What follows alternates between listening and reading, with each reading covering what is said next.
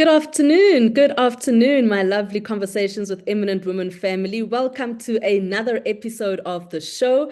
My name is Tshegohaco Moagi, and we are together, of course, for the next hour or so. And today we've got a special guest. But before I get to that, remember that you can converse with us. Do let us know questions, comments that you may have for our guests this morning. This afternoon rather, please do remember to get in touch with us. Conversations with Eminent Women. That's where you are watching us on YouTube. My name, of course, Tshegohaco Moagi, and joining us today is Minister Patricia de Lille. She's also the Good Party leader, and we're going to speak all things about her. Good afternoon, Minister. Thank you so much for your time. Good afternoon, and let me just get your name pronounced correctly. Tshegohaco. Yes, Tshegohaco. that's a very good try. Thank you. I mean, you can just call me Tshego. Okay. So, I mean, off air, you said to me, this is not your favorite topic, right? For us to speak about who you are. And I mean, we often call you Auntie Pet in the media Yes. space. Why is that? Why is it that you don't enjoy speaking about Auntie Pet and what she's really brought to South Africa? Well, I can tell you where the name Auntie Pat came from. Mm, When I was the mayor of the city of Cape Town for about 8 years, I don't like to be office based, and I was outside a lot in different communities on a daily basis. And because they were not getting used to me, and I'm also not a person that cares about titles. And then they just started calling me Auntie Pat. And then wherever I go, I hardly heard the word mayor, but I actually love it because, you feel that personal connection. But also in the communities, when an auntie speaks, you must listen. And, mhm. and, and that's where the name Auntie Pat came from. Absolutely amazing. And we love that name. I think we've all adopted it now as part of who Patricia de Yes. Lille is. Now, Auntie Pat, let's then quickly speak. There's a statement that was released not so long ago from your party, the Good Party. It was at around 14:12, so 12 minutes after 2. And it speaks about the TRC Commission and the Gampepe Commission, of course.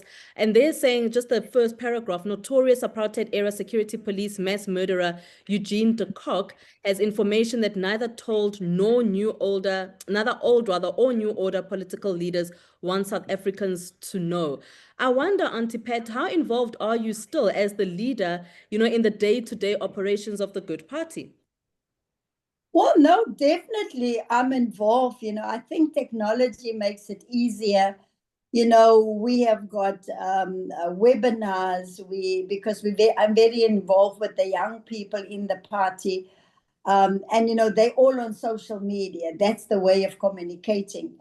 And then, of course, Brett Heron is the Secretary General, and, he does a lot of the administrative stuff because I believe that we must now make sure that we give over to the young people, not over in them just leaving them like that. Also, not being patronizing and trying to compare. The time when I grew up and the time they are growing, it's completely different. And I'm learning a lot from young people.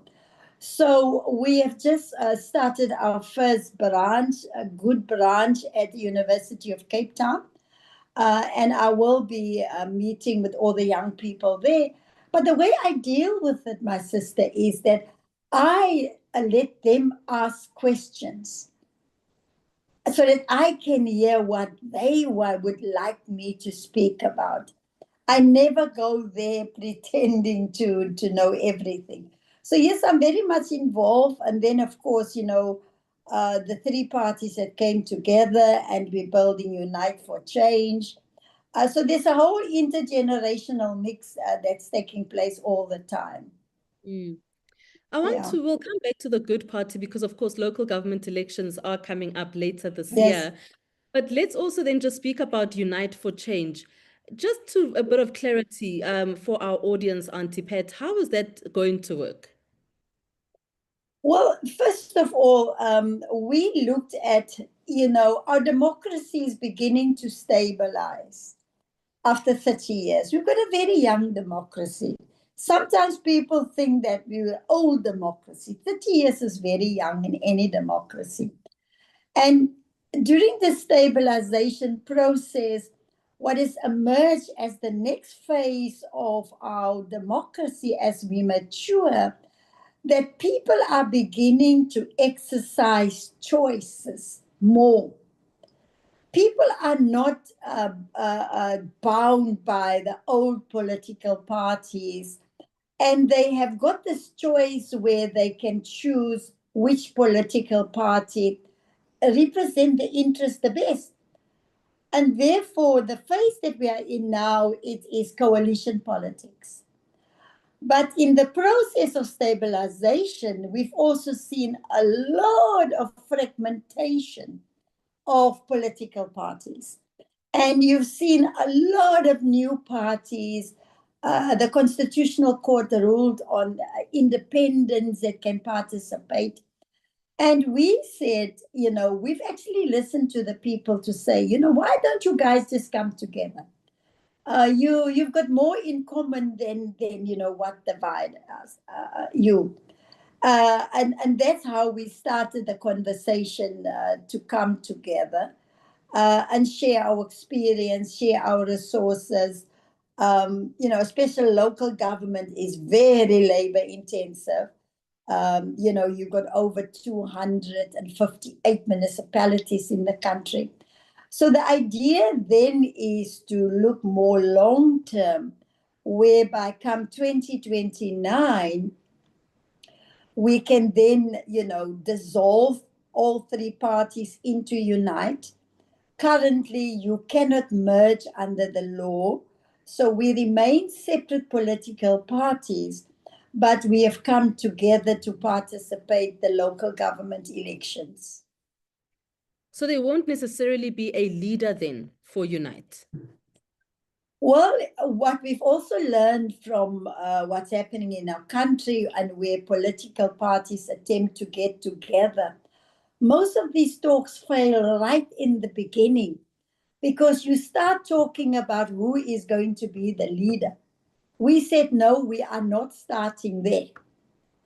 Once we have built Unite for Change and we have got members and you've got structures, they will then come together and elect leaders. But in the meantime, because of legislation, we remain leaders of our respective political parties. And that for me is the success of us being able to move, because the talks didn't break down right in the beginning to say, no, but so-and-so must be the leader. And I also believe that leaders must be elected. As the Good Party, we went for a conference in 2023.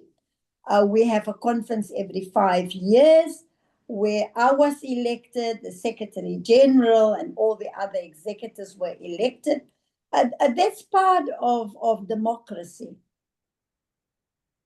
So when we then pause that for a bit, and we'll possibly maybe come back to it, also with the local government elections coming up, Auntie Pat, who is Patricia de Lille? For someone who might be watching this conversation and they're like, I've seen the face, I know the name, but who really is Patricia de Lille? I always say to people that I am a living example that we've been colonized. Sure. People always ask me about the surname. It's a French surname. I said, yes, living example that we were colonized. But you know what? For me, it's how I was brought up by my late father and my late mother now. And I can just say to everyone that while you have a mother and a father, please appreciate them. When they're no longer there, you always sit back and you say with hindsight, they were right. They were right. Maybe I just didn't listen. But I grew up in a family of 7 children, 6 girls and 1 boy. And that's where my trouble started already. I was the third born. And, my parents had a boy, the eldest, and then another girl, and I came third. So the novelty was sort of, worn off. We have got a boy and a girl. But my mother, especially my mother, she, and I think many mothers still do it today, they spoil that boy child. He didn't do the dishes. He didn't do his clothing. He did basically nothing, nothing. And while we as the girls had to do everything, and I rebelled against that. We had a roster for washing dishes every day after school. And one day I pulled down the roster and I put his name in between every sister. So that's how, we grew up not very, we didn't have much. We had 7 children, a father who was a school teacher, and a mother who looked after all of us. But, poverty was never something that we complained about because we had enough for each one of us to grow up comfortably with my mother and my father. Mm-hmm. You were also a lab tech, if I'm not mistaken, a lab technician before you really went into politics. Share that with us. How did you get into that, Auntie Pat? When we grew up, the choices of what you wanted to be in life was very limited. Either a school teacher or a nurse or a lawyer, whatever. And my late brother was the eldest, went to study at University of Cape Town for a doctor. And, that time they had quota systems. He was one of the 10 people of color allowed to go to university to study for a doctor. And then my father, and with his income, we struggled a lot. And after I finished school, I decided, let me go and find a job to help my father to sort of complement the income of the family. And my first work that I got was to be trained as a laboratory technician. I then worked in a paint factory in the laboratory for about 15 years. But during those 15 years, I also saw a lot of exploitation and bad treatment of other workers, and then decided to go out and bring in a union, the South African Chemical Workers Union, into the company. And then that changed my work because now I had to mix chemicals in the lab, but at the same time, I also had to represent many workers. And trade unions in the after 76 really became the only legitimate voice politically, because all the political organizations were banned. And so trade unions became very, very political. And many of the trade union leaders were also exiled, and some of them were arrested. And that's where I spent 15 years of my life. But when they finally unbanned the liberation movements, I said, thank God. Now I can go out and do what my heart wants me to do. And that is to fight for the freedom of our country. There will be no need for me anymore to go and ask for time off, or sometimes put in sick leave to go and do political work. And then resigned after 15 years, and then started the first PAC office together with the late Uncle Barney Desai. And I've never looked back since then. That time you didn't get any payment or stipend. I had to survive on pension that I built up over the 15 years. And that's how I then got full-time into politics in just soon after the unbanning of the liberation movements in 1990. I mean, that is quite, the journey that you've had getting into politics then, Auntie Pat.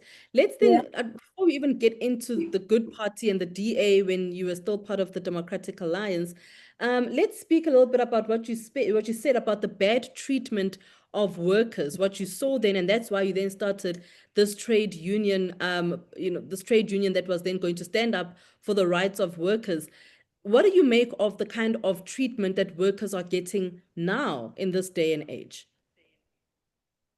The workforce of today must remember it was the unions in the 70s and the 80s that did not only fight for higher wages, but also for substantive conditions of employment. Like maternity leave, like extra leave, like workman compensation. Those were the things that we were fighting for. It wasn't just about an increase across the board. And then, of course, the trade union movement has evolved a lot since that, after 1990, with the first Labor Relations Act. I was fortunate to be party to writing that first Labor Relations Act out of the experience of having been there and having seen the shortcomings in the labor market.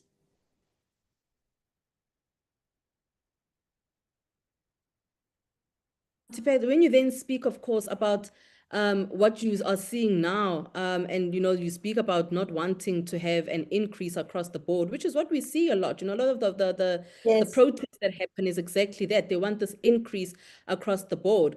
Do you think that's not the right move? And perhaps are the conversations that you have to say, guys, let's do it this particular way?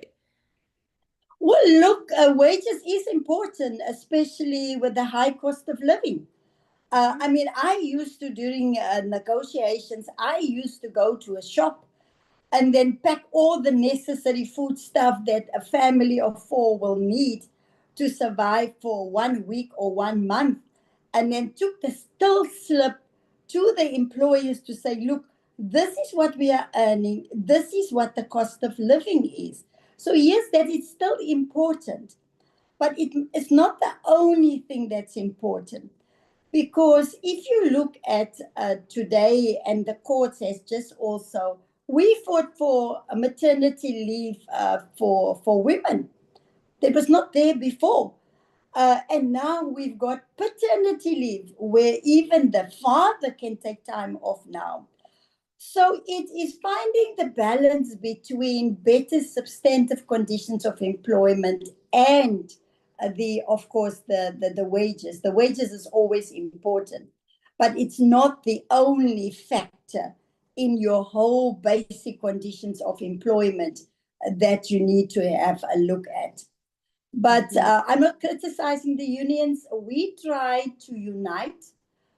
We had 2 trade union federations in the 80s. And from 81, 82, we tried to bring the 2 federations. That was then FOSATU and then Council of Unions of South Africa, CUSA. We tried to form one federation. And of course, it didn't work out because both federations were politically aligned. The one was politically aligned to the PAC and the Black Consciousness Movement. That's the CUSA, the one that I belong to. And then, of course, FOSATU was more aligned to the ANC.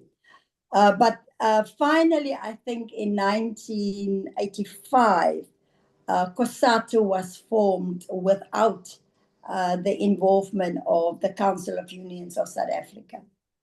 But then we formed another federation with the Black Conscious Movement unions. And then in 1988, I was elected as the first vice president of NACTU, the National Council of Trade Unions that still exists today. Auntie Pat, you know that there's a whole generation that does not know that you were once an MP for the PAC, and then a whole generation that also doesn't know that you once revealed the arms deal corruption. And when we talk about the arms deal corruption, this case has been ongoing for the longest time now. I can even give you the date. It was on the 9th of September 1999 when I walked into that parliament with their dossier. Now, I then had the dossier for about 2 weeks, but I was questioning why me, why did they come to me with this information? Will I not be set up and, as a whistleblower, what will be the impact of a whistleblower? And then finally, after 2-3 weeks, I decided for the sake of my country, I must do it and face the consequences that comes after that. Went into parliament and I said, please, even the deputy president is alleged to be involved. These are the things. And I also criticized that we are a new government born in 1994. But before 1999 came the first 5 years, we decided to buy arms first. And I mean, it was packaged to the country that is going to create jobs and bring in new factories and all of that. Yes, and now how many years later, I can't calculate that quickly, but I am the first witness in the case. So I did go to court with Shabir Sheikh and the late Judge Squires. I remember he still asked me, why did I do it? And my response to him was to say, Judge, that I love my country and I want to help government to root up the bad apples within government. Then again in 2019, after all of court cases, Supreme Court of Appeal, Constitutional Court, a trial date was set and I went to Pietermaritzburg and I was to be the first witness. And former President Jacob Zuma pleaded on that day. And then from there, nothing happened because everything was now trying to remove Billy Down as the prosecutor. Then it goes High Court, Supreme Court of Appeal, Constitutional Court. That's now since 2019. And then another thing, they fail in the Constitutional Court, then something else. So I always, and I even said it one day to former President Zuma, you've got this dark cloud hanging over you. It's best that you want your day in court to state your side of the case. You're innocent until proven guilty. But that case has been going on for many, many years. My concern is many of the witnesses are dying. Certainly it will weaken the state's case. But that's where we send out the wrong signal to our country. That corruption pays. That corruption is okay. That was the litmus test for our country, how we dealt with the arms deal. Instead of looking at the substance of the allegations, a whole campaign started against the whistleblower. I was nullified. I was called names.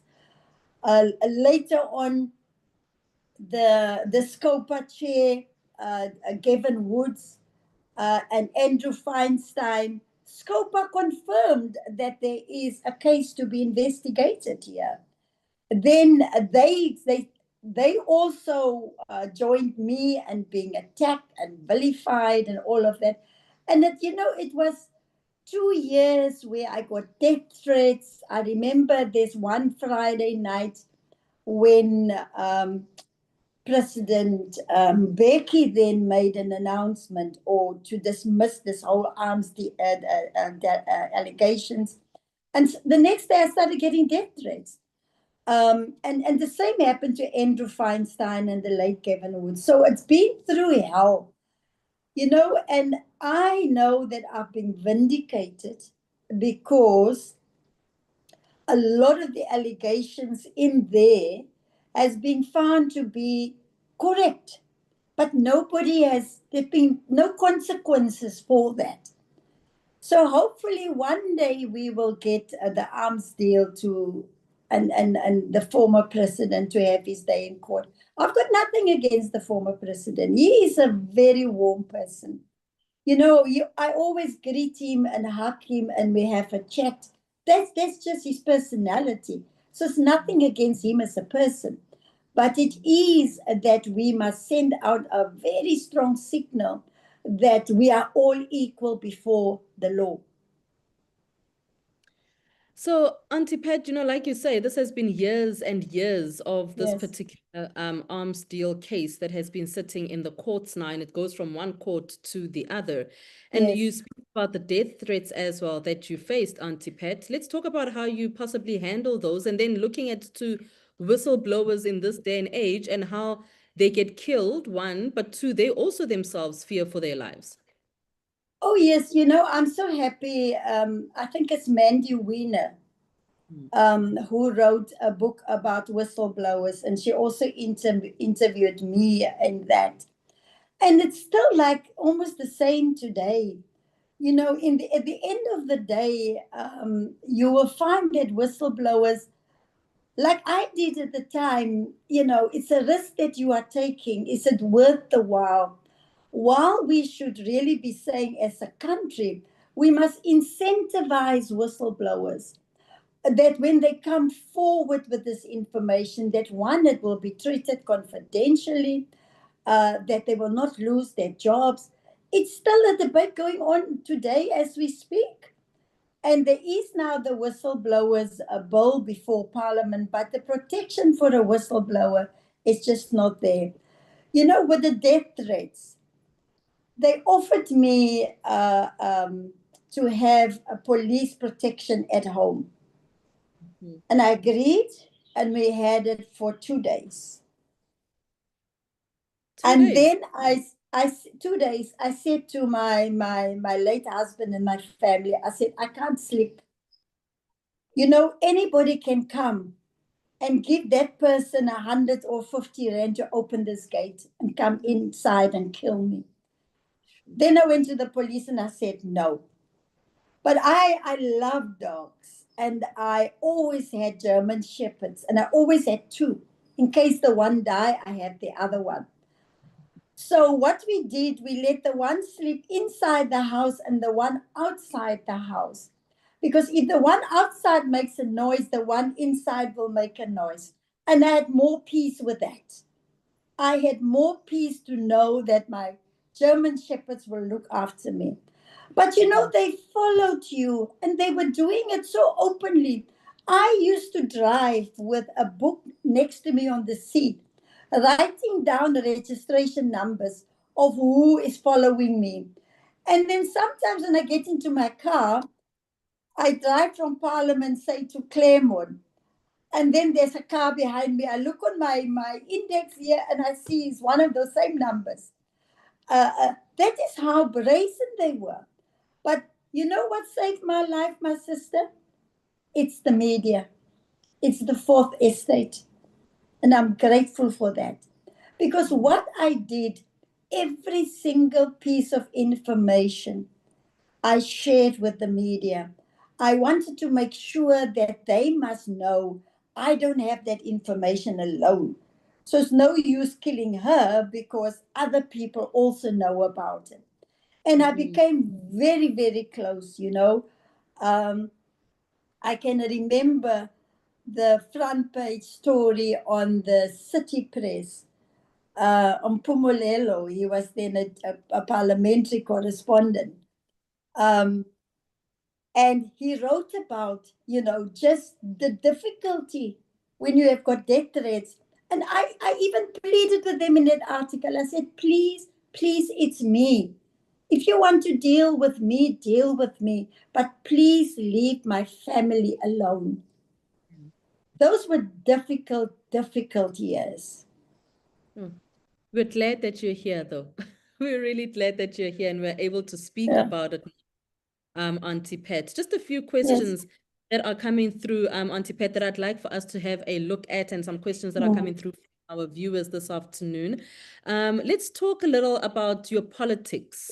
You got into the Democratic Alliance, and at some point you were in alliance with the DA, which was unthinkable, right? Considering that you came from the PAC. Upon reflection, do you have any regrets? No, I think people must look at the definition of politics. What is the definition of politics? The definition of politics, I'm really not a real politician. Okay. Because the definition of politics is that you must solve the problems of the people. So over the years, I've never changed my principles, my values, because I am in there to serve. Mm-hmm. But to serve, you have to be in the way our political system is designed is based on political parties. So yes, I've been in the PAC. And, it's so sad to see what they're doing to the late Mangaliso Robert Sebokwe's grave. I think it's Terrible. It's terrible. It's terrible that people can be so hateful. And those values of Pan-Africanism, I still hold today. I'm a Pan-Africanist because the Pan-Africanist ideology does not belong to a political party. Pan-Africanism is an ideology of our continent. I love this continent. We used to say from Cape to Cairo, from Morocco to Malagasy, it's all ours.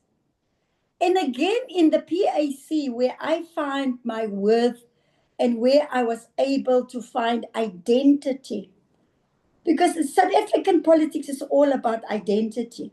I still have my old first ID card where they classified you as mixed race.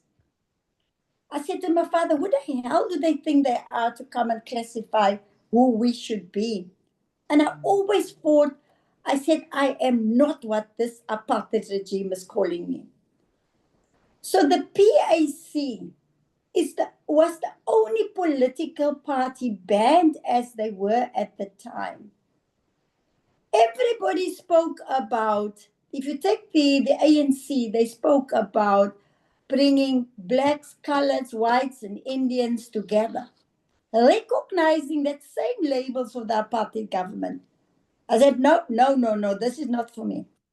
The PAC had a definition of what is an African without a description according to color.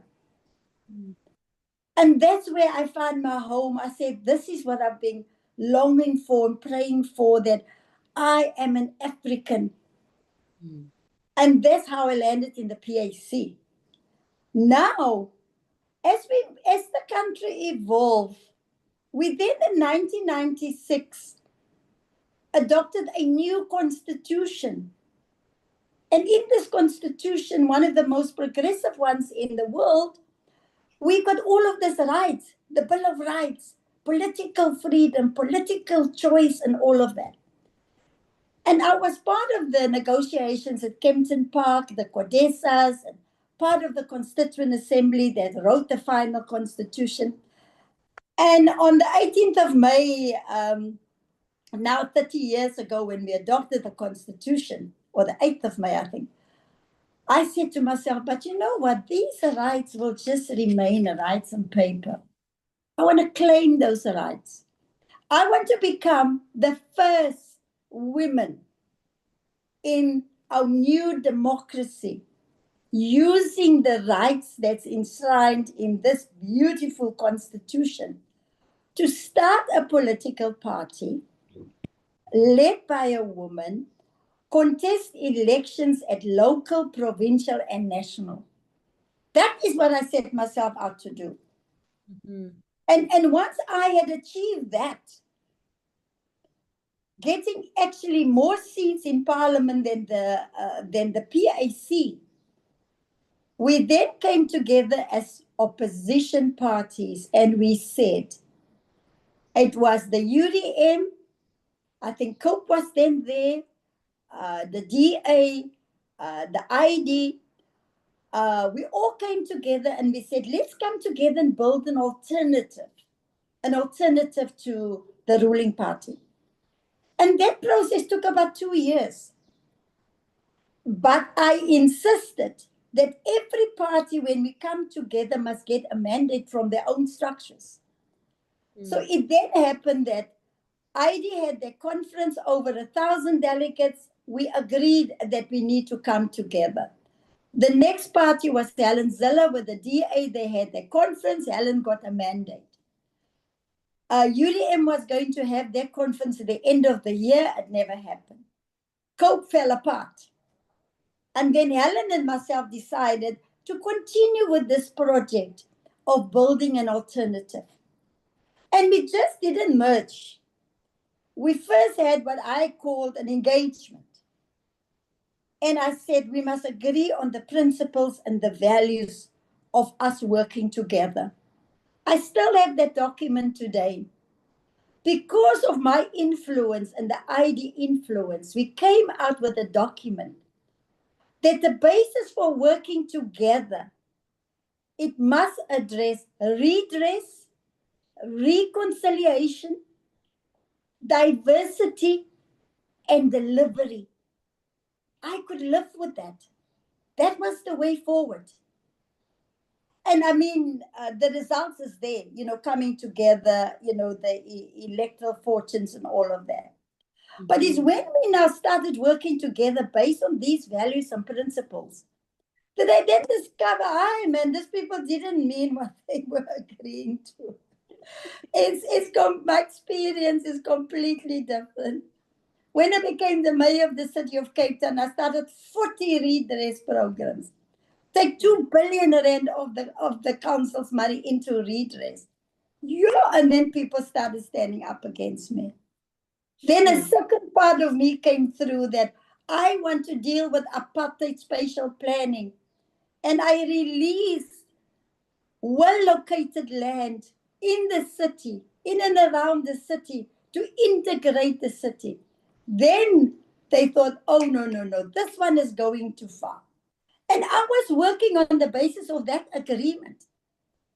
And then they started conk up allegations of corruptions against me. And I left. And I left because I was never going to give up my principles and my values for what I've agreed to do with the DA. And they no longer following that path. Then I did it for a second time. I said, I am still the only and the first woman in this country that started a political party and contest elections and won seats. I did it for the second time. I found good in 2019, 3 months before the elections, because I always put my faith in the people of South Africa. If the people didn't want it, they were not going to vote for it. We ended up with two seats in national parliament and 2 seats in 2 legislatures. On a budget of less than 7 million, I went to go and bond my house to be able to participate in that election. And I achieved it for the second time. I'm now waiting for the next woman either to be born or that's out there to take that task, because women can do it. And sometimes we can even do it better. But you need to have the courage of your commitment and your belief. So whether people say she went from one party to the other, I don't care what people say. I know the truth. I did it myself with my money and my time. And even now in Parliament, we've got 18 political parties. The only party led by a woman is the Good Party. So that's what I built on, not what other people say. They're entitled to their own opinions, but they're not entitled to their own facts. Auntie Pat, of all your years of activism, which one of those years, if you can, or which moment, if you can remember one, would you say was your absolute best moment personally? There are quite a few. But let me start off when I fought for the rights of children in prison.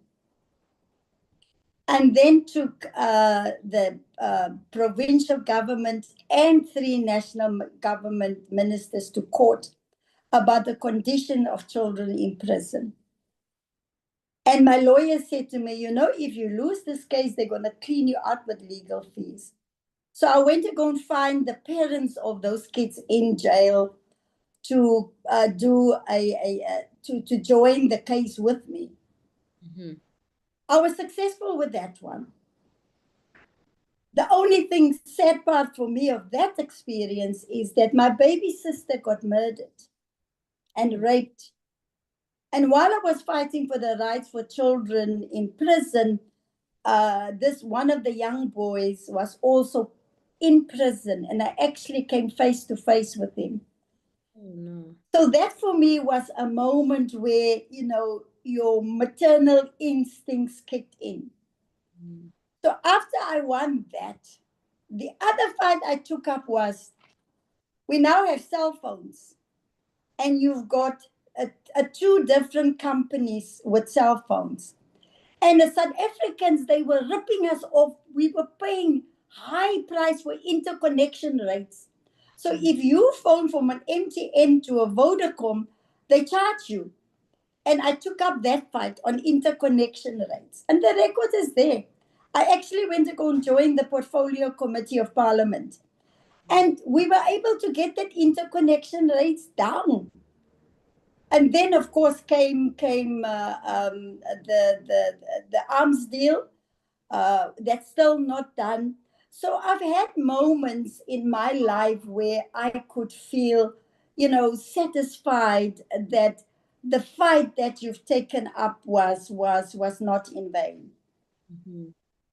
You are currently Minister of Tourism, Auntie Pat, but you've also been the Minister of Public Works and Infrastructure.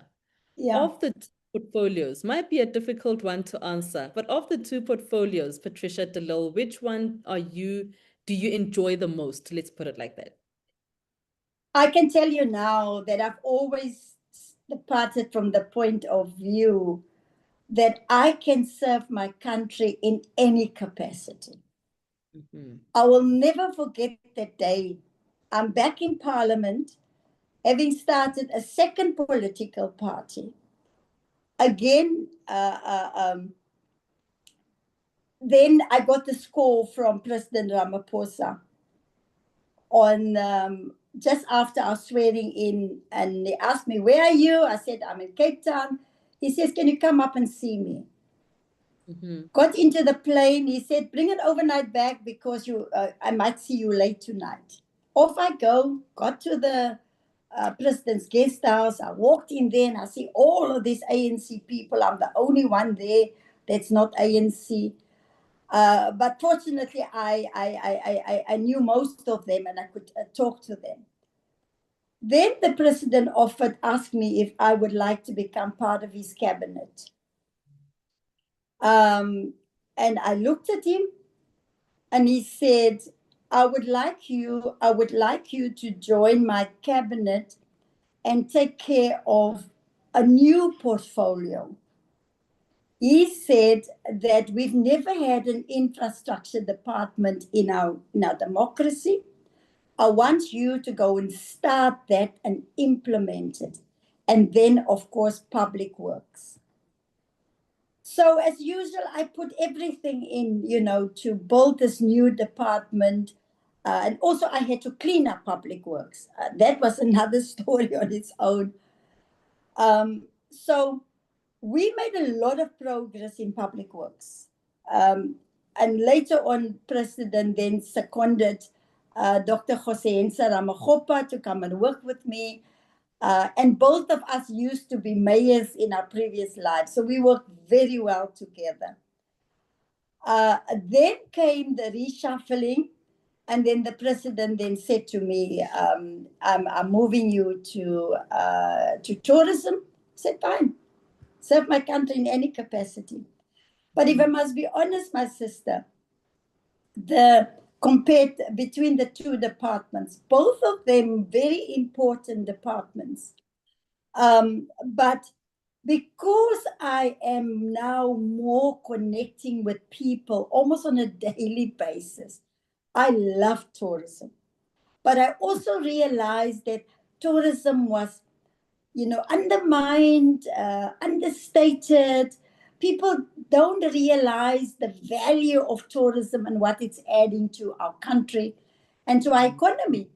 And I said, I'm going to change this perception. I'm giving myself 2 years to show that tourism contributes 8.8% to our GDP. And tourism can create so many jobs. And I set myself up on that path. And then, of course, came the elections in between. So I joined tourism in 2023 until the elections in May 2024. And then, of course, you didn't know whether you were going to come back or what is going to happen. And then President appointed me again as the Minister of Tourism. So I love tourism more than public works and infrastructure. The main reason is that I can work with people on a daily basis. Okay. Auntie Pat, you enjoyed Live Golf.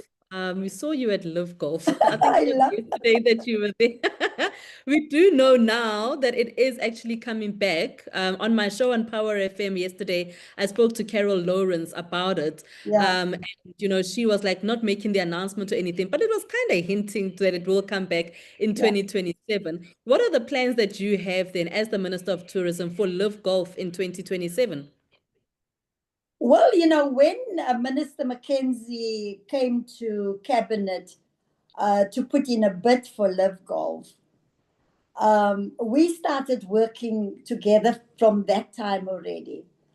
So Minister Mackenzie put together a Live Golf organizing committee, and tourism became part of that organizing committee. So tourism, we are part of this success story because we piggyback onto the event being the first time in the continent, the first time in South Africa, and just the size of the event. I mean, it's broadcast to over 800 million viewers across the world. And then also all the followers of these golfers, they go wherever they are playing. And it's the first time they are playing in Africa. So we then partnered with Sport, Arts and Culture. We put together packages. And we started promoting to say to people, come earlier before the golf. These are the packages. This is the beauty of our country. Come and enjoy your time, experience. Stay after the golf, and this is where you can go. And many of the visitors took up that offer. Even some of the golfers are still in South Africa. So we're now very happy. We've now learned a lot from the first experience. It was well organized. Everything just fell into place. And I'm sure in 2027, we're going to put up even a bigger show. I'm a golfer myself. I've been playing golf for the past, say, 20 years, but my work interferes with my golf. So yesterday, I also had a turn to being so close to these professionals and then find a kind in my heart, when they make a mistake. I said, oh, even they as professionals can make mistakes. So it was very emotional for me. There was at one stage when Louis Oosthuizen was about to putt, and we were all shouting, birdie, birdie, birdie. And as he was getting ready to putt, South Africans just broke into singing the national anthem. Just all the spectators. So it was very emotional for me, and I'm certainly looking forward that it's coming back next year again. The economic impact, especially in Gauteng, over 800 million rand just on accommodation, the value chains, the hotels, the restaurants, and all of that. And then, of course, the infrastructure, the temporary infrastructure that they built. The 18th hole that you saw yesterday never used to be there. It's because they built the infrastructure there. That they now have to take down. until next year. And it also creating jobs in the process. But as part of the legacy of Live Gold, they've now started an academy in Soweto to make it possible for young people, young Black boys and girls to take on the sport. So we're all very excited. I mean, it's fabulous, absolutely fabulous Oh, it indeed. was great. It really, truly is. Tabiso is asking, Auntie Pat, what keeps you going? Because you are such a force, ma'am. You know, first of all, let me start with my health. I'm a very healthy person. And I always say to people that when it comes to your health, only you can look after yourself. I'm a cancer survivor. I survived cancer in 1998. In 2003, I was finally cleared. And that I came to the realization that, you know, you only come to life but once. And I made many lifestyle changes, you know, and I read a lot up about the disease. I remember my doctors asked me to go public with it, and I said, no, no, no, this is one fight that I'm going to fight alone. So I'm a cancer survivor, and then change my lifestyle, make sure that I look after my health. Even as we speak now, I'm on no chronic medication, but it means a discipline. And so what gets me going, you know, when I say my prayers in the morning, I always say to God a soft note from me: God, I will not allow anybody to mess up my country. Love this country. So I will do my contribution to make sure that I serve the people of South Africa. The energy comes by itself because it is so rewarding that when you achieve something and you see the joy on people's faces, you move on. You just want to do it again and again. Somebody asked me earlier this morning about retirement. I said to them, you know what? I don't talk about retirement. I talk about the next phase of my life. Because now the structure of the family has changed. You know, before we used to go to primary school, high school, university, get married, get a wife, buy a car, work till the age of 65. And those people who've retired at 65, they're still sitting at home today. Some of them are just dying off. And people are living longer today because age is just a number. It's how you feel inside. And I said to them this morning, I'm looking forward to the next phase of my life, and I'm planning the next phase of my life. But retirement is seen as if you must now go and sit at home and keep quiet. You know, there's a nice TikTok that I saw from Braden Moyani on ENCA, addressing the same topic about retirement. And he said himself, you know, the experience, and he's still learning. He would like to continue to give back. So people mustn't see retirement is that you must now disappear off the face of the earth and keep quiet. Only time you're going to get me quiet, my sister, is when you put me 6 feet under the ground. We're happy to hear that, Auntie Pat, because we still need your activism as things stand in the country. Sipo's asking, public trust in politics is often low. What has helped you maintain transparency and credibility during your time in government? Well, trust must be built and trust must be earned. It's not something that you can say, oh, I trust you and I trust that one. And you build the trust over the year by humility. You know, that's, I don't worry about titles. I mean, I've had all the titles in South Africa. I must just become the president and I've done it all. But title mustn't go to your head. And I always work with people. I never, ever claim to have all the solutions. You know where all the solutions lie today in our country? It comes from the people that experience those problems on a daily basis. They know the solutions. And my approach in politics has always been, I will go to a community and there's a problem in that community, and I will ask them for the solutions. But not only that, I will then say to them, I need your help. I will never tell them government is going to do this, government is going to do this and this and that. And that's how you build up trust, by showing respect. You know, even respect is earned, and respect is mutual. And then over the years, it will just become, you know, part of your being.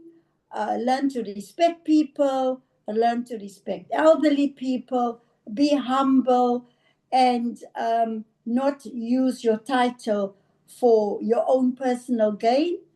And I will stay like that. You know, I still walk around alone, and then they ask me, but Minister, where's your VIP security?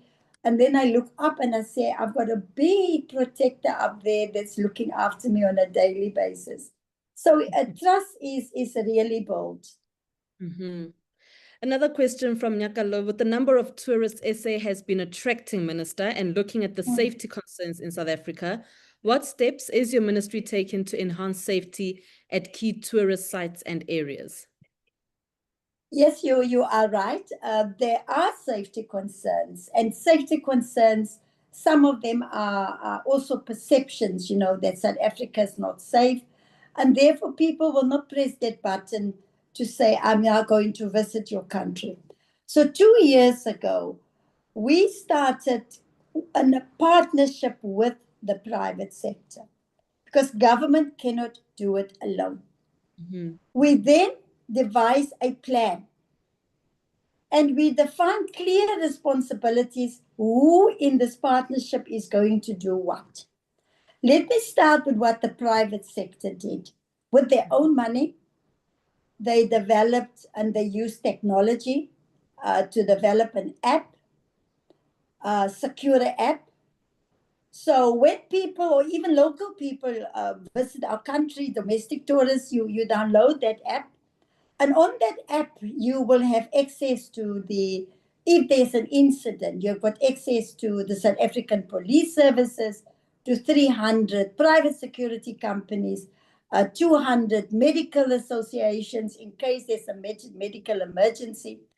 But the private sector also built a control center, operational room in Sandton, where for 24 hours, 365 days a year, there are people there.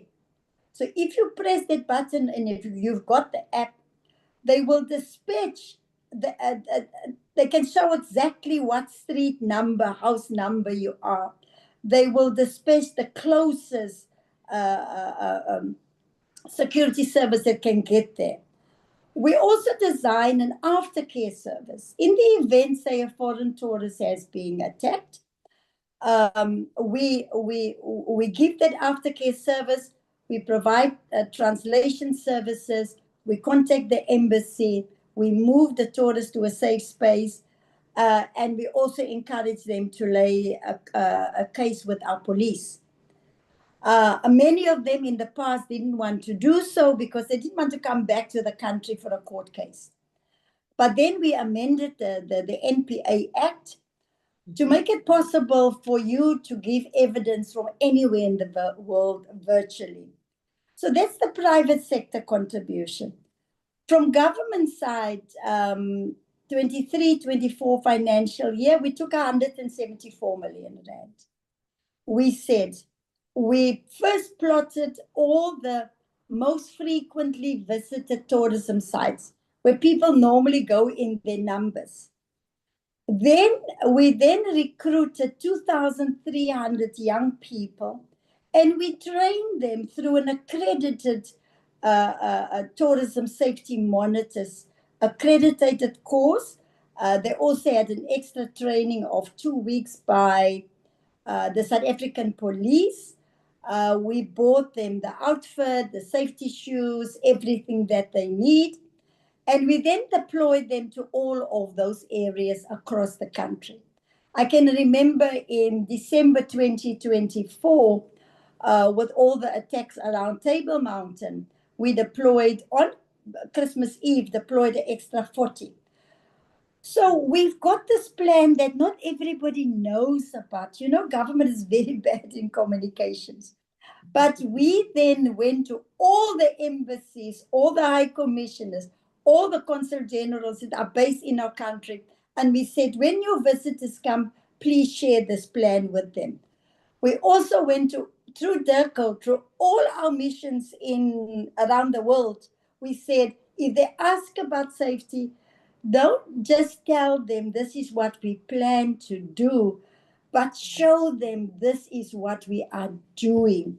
And that partnership, even around the Kruger National Park, where we've got 24-hour patrols on a daily basis, close by the Numbi Gate, and that's why incidents has come down. Those patrols are paid for, and security is paid for by the private sector. So yes, there are concerns, but we do have a plan. We meet on a quarterly basis. We had our last meeting in December last year. And my deputy minister now, she's going to take over the management of the joint plan with the private sector. But as you can see, we have been able to reduce the number of attacks on tourists. But in terms of safety, it is still the mandate of the police to look after the safety of all of us, including our visitors. Absolutely. Yes. And we've got more questions, Auntie Pat. We will wrap this up very soon, I promise you. But I think a lot of people are very excited to be able to engage with Patricia de Lille. Petra is asking, South Africa has had many strong women leaders over the years. From the time you entered politics until today, how have you seen the role and influence of women in politics evolve? You know, one thing that I've learned over the years as a woman, that when you are in politics, there are certain rules of the game.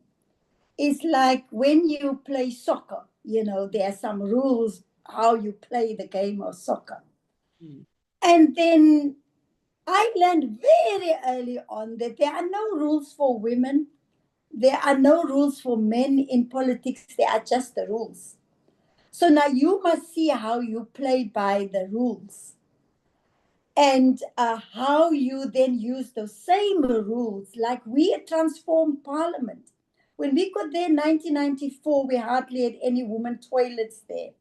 And we changed the rules to make it possible that women can have a gym there, they can have their own ablution facilities and all of that. So in playing by the same rules, and politics, as we live in a patriarchal society, and politics is always being dominated by men. What I did, I played them by their same rules. If you attack me in Parliament and say something that I don't like, or sometimes even a lie, I don't go and sit in a corner and cry. I'll wait for the next opportunity and I attack you back. You know? And then what I've also learned is that within those rules, you know, men, after Parliament, they go into the bars and the restaurants there at Parliament and they sit and now they drink together and they buddies and they actually joke about what transpired. Women don't do that because after 5 o'clock, we have to go and get home and go and cook at home. I told my husband, I said to him, listen here, when I got married to you, I was not a kid. We were both adults. So you're not going to tell me what to do. I've got my own life to live and you've got your own life to live. And I made rules at home that whoever comes home first must start the cooking, must bath the children. It shouldn't just be an exclusive task for women. And that is the kind of consultation that we need to have with our husbands and partners to say, let's share responsibilities. But if you as a woman go in there and believe the assumption that as a woman you are supposed to just be in the kitchen, All the bad things in life that happen to you is what you allow to happen. Don't allow it to happen. Say to your partner, let's sit down. Let's have our rules in our house. Even when it comes to doing the washing, if you've got a washing machine, there's nothing wrong with your husband or your son's hands to just go and switch on that washing machine. You just teach them, put the whites one side and put the blacks one side and wash the socks last. But I think, so we sometimes generalize, and we think all men are bad. It's not true. We need them in our lives. We need that balance. But let's take the responsibility to engage with our husbands and partners and break down this patriarchal society.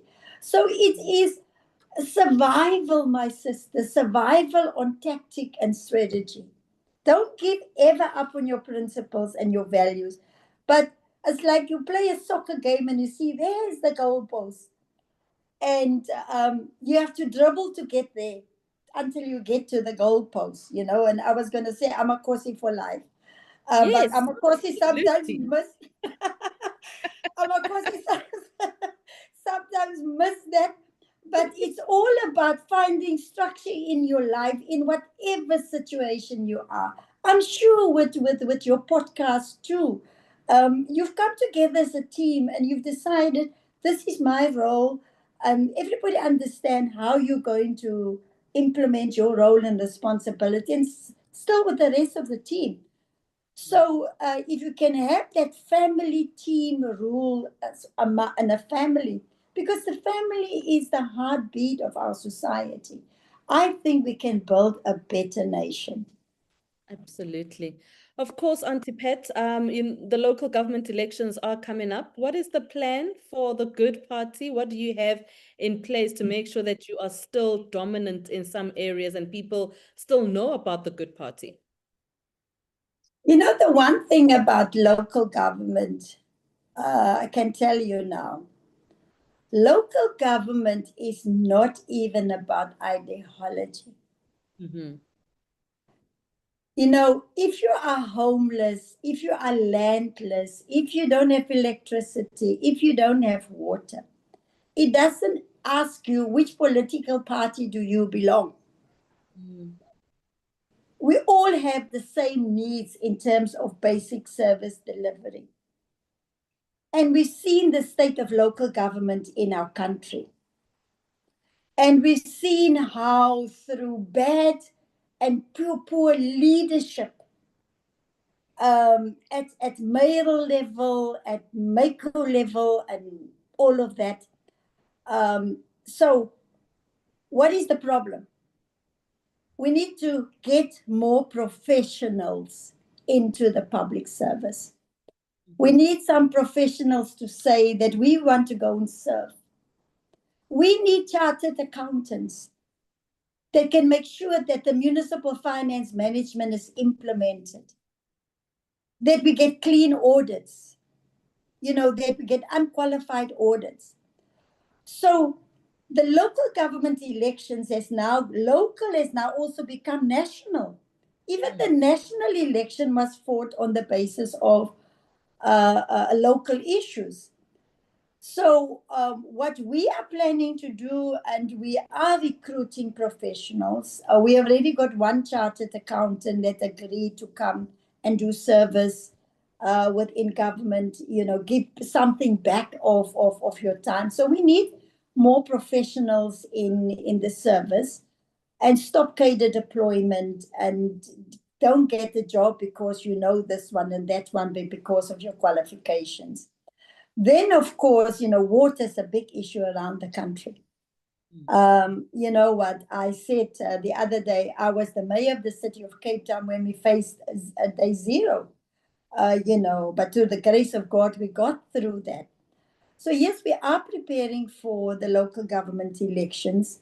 We're starting off by announcing, I think just after Easter or so, we'll start announcing our mayoral candidates, you know, for the major metropolitan cities. We started the process of recruiting candidates for ward councillors, for PR councillors. So our process is well on the way. We've appointed a campaign manager, and now the real hard work starts, because there are 258 municipalities in our country. And then these things are fought on the basis of wards. The metropolitans, some of them have got 140 wards, some of them have got less. So we are in full swing already, and now is the discipline of time management. But I'm confident that I've seen the applications, many young people that have come through that say, I want to serve. And I said, please remember what you said today. The emphasis is on serve.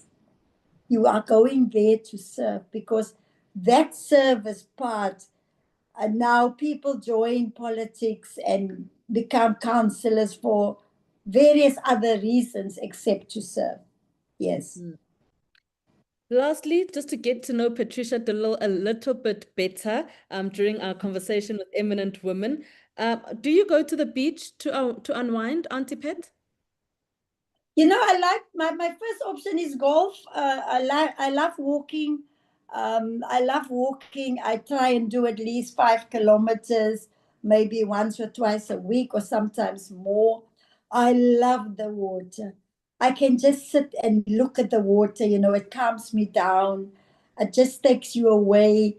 So I've got a few hobbies like walking, and I can't swim properly, but I do swim in the water. I do float. And then, of course, I love reading. You know, I'm not really a television person. I think for the most, I watch the news and TV. For the rest, I read. You know, through reading, you also learn. And I love to read autobiographies to see the life experience, sort of the tried and tested ways of some individual has got through a problem and find a solution. And then, of course, we travel a lot, you know, between Cape Town and Johannesburg. I do try and come home at least weekends. I love dogs. I used to have 4 huskies. I only have one left now, and I'm thinking of getting a new puppy. I love animals, all kinds of animals. So that is how I try and have a balanced life, you know. Try and I promise my family that I will make up time one day for the time that I'm being away from them. But it's all about discipline. You know, sometimes people say I'm a dictator. I'm not a dictator. I'm just a disciplinarian. Even the people that work with me, they know it's about discipline. It's about, and that is what you taught at home already. So, you know, if we can restore discipline in local government again, and not have this free for all, there must be consequence management, there must be contract management. But we've got all the solutions. We must just do it, my sister. We must just do it. We must walk the talk and stop talking and screaming and shouting. I don't know. I think we must never give up hope, whatever we do. If you give up hope, you're going to die. I always keep that flame of hope alive. You know, warts and all in our country. Go travel overseas like I do many times. I come back home. I mean, 2 weeks ago, I was in Brazil with the president. I come back home, and I always say it is still the best country that we have. And Thank do you you. celebrate birthdays? Yes, every 5 years, not every year. Yeah. I had just now, a few weeks ago, celebrated my birthday with the whole family. You know, kids that I haven't seen for years. And I said to them, you know what? You can choose your friends, but you can't choose your family. And I made an appeal to them that we should connect more often with each other.